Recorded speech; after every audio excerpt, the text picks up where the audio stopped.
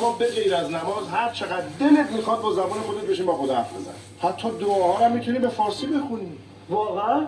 خب این که خیلی خوبه. واسه چیم؟ بیا بابا بیا یکی. وای این شیرینی خوردند. بله جبه خالی به چه درد من میخوره خب؟ از چه بخوای دیگه دلمون نیمد که تو جشنگیز شما نخوریم. من اینو چیکار کنم؟ اینو بابا بزرگ دادن به شما که ببری بندازی تو سطل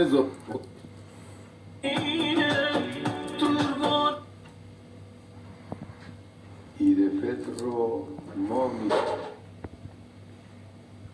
تجهیزات وابسته به اونه. با افتخار و غرور کشور عزیزمون ایران یا ارتش توانایی دفاع در مقابل این انحرافات و تجاوزات رو نداره وارد میدان میشه. تا الان هم اونها بودن که از این سرزمین دفاع کردن و نیروهای اشغالگر صهیونیستی را از جنوب لبنان کرده بودن. الان در واقع